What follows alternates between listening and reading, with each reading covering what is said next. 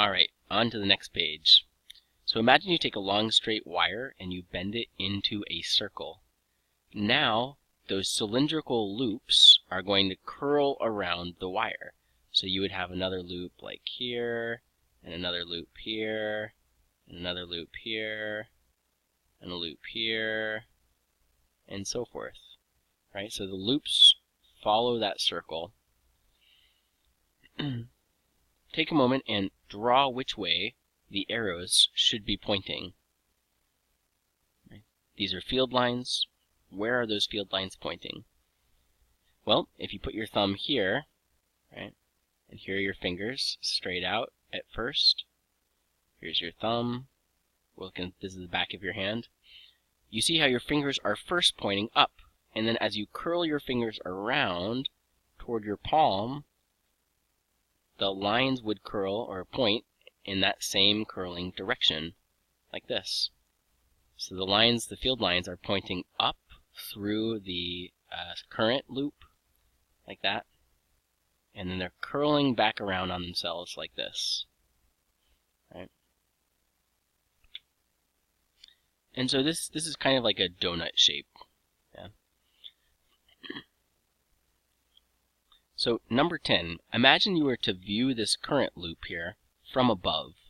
What would the B field look like, the magnetic field? Use X's to represent into the page and O's for out of the page. So here you are, your eye is right here, and you're looking at these field lines, right? There's your eyelashes, eyeball.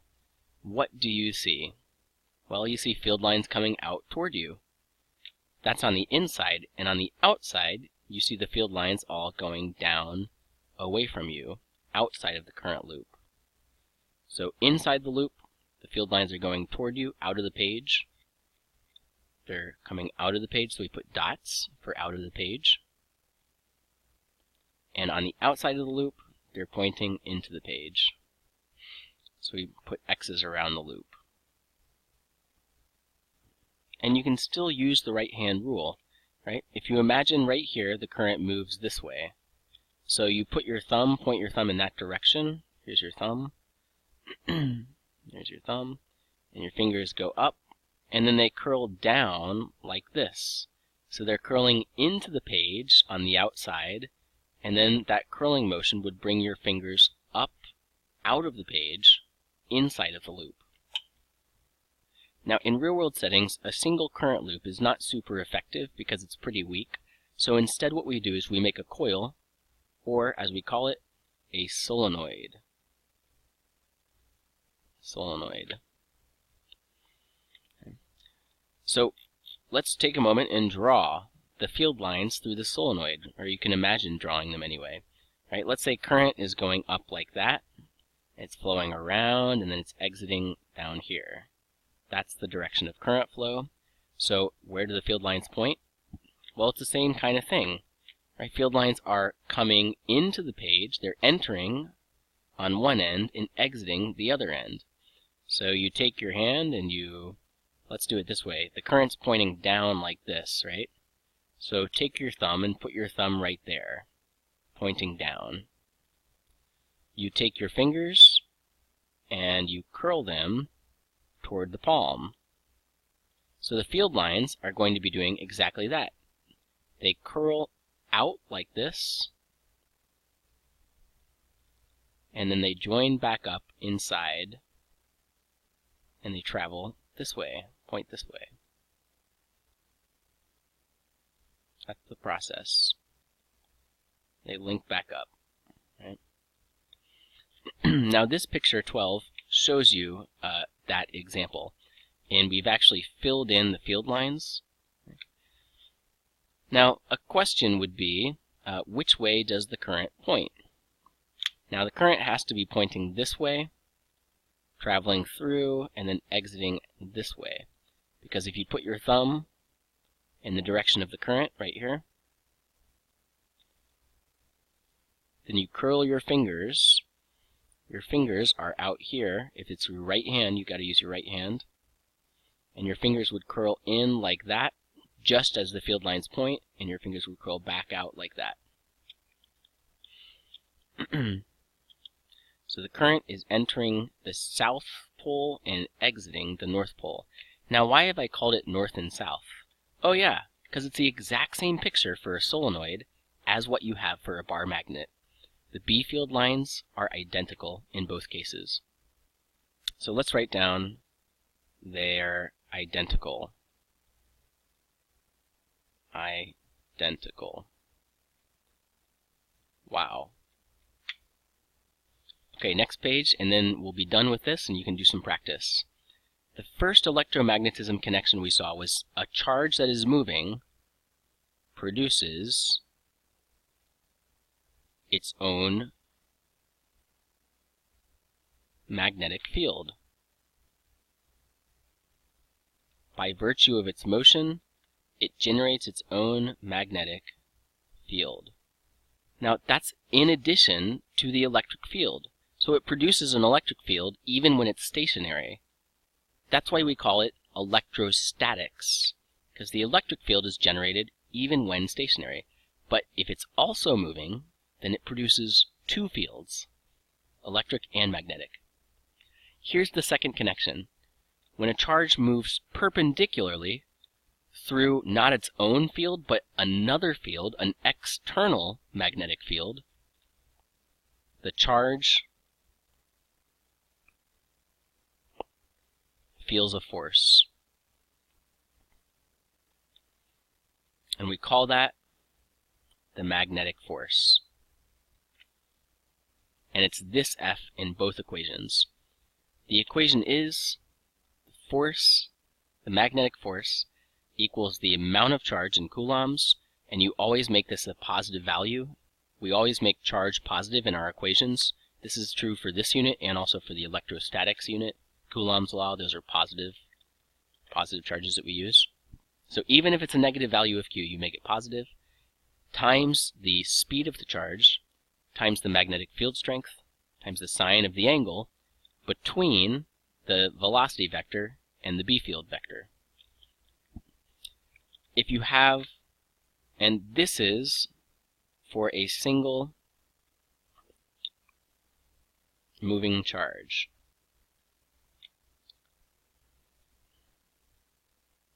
This is the force a single moving charge feels when moving through some external field B at some velocity v. Now if you have a wire carrying current, let's say the length of the wire is L, the amount of current is I, and it's carrying that current through an external field B, this is the equation you use for a current carrying wire, or as they say in IB, a current carrying conductor.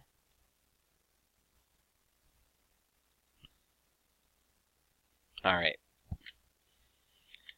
There's another right-hand rule, the second right-hand rule that we use to figure out where this force points. The rule says, so let's say we have two magnets, right? Each magnet has a north pole and a south pole, but we haven't shown the south pole. We're just showing the north pole on this side. And over here, there's also a north pole. And we're not showing that north pole, just the south pole. So we take the two bar magnets and we set up this uniform, roughly uniform magnetic field in the area between them. A charge is moving up through this field. This field is external to the charge. So the charge will produce its own magnetic field like this, right? But that's not the one we're talking about in this problem. We don't care about this field in the problem at hand. The charge is moving up, the field lines point down like that. Where does the magnetic force point? Well, you take your hand and you curl your fingers in the direction as though you were curling the velocity vector into the B vector. So you curl the velocity vector into the B vector, and that direction of rotation, right, is how you want to curl your fingers.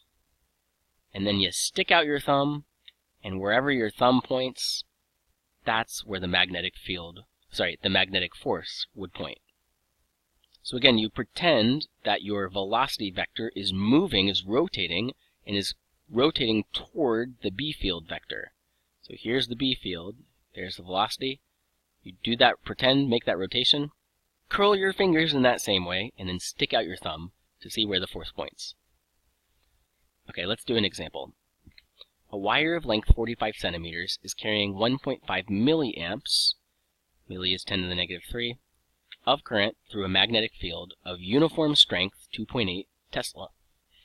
The direction of charge flow and the direction of the magnetic field are shown below. State the direction of the magnetic force on the wire. Well, which way are the charges going? What's the velocity? The charges are going up like that. So you imagine that vector curling around like this toward the B vector. Here's the B vector, right? The velocity of the charges is like this. And when you curl your fingers in that same way, right? Curling your fingers are sticking up originally, and now they're curling down like this toward your palm. Here's your palm. Where does your thumb stick? Your thumb is pointing into the page. So the direction is into the page. Okay. Calculate the magnitude of the magnetic force on the wire. We have to choose which equation. In this case, we're dealing with a current-carrying conductor. That just means a wire. So we use this equation. F equals BIL sine theta. Right, and theta is the angle between the current and the B field. So first, what's theta? Well, the current is pointing up, the B field is pointing like that, the angle is 90 degrees. The sine of 90 is 1. So this is all equal to 1. So we're multiplying B times I times L times 1. So the answer will just be the field strength B, which is 2.8 Tesla, times the current, which is 1.5 milli, so times 10 to the negative 3 amps, times the length of the wire. And what's the wire length? 45 centimeters. Centi is 10 to the negative 2. Okay.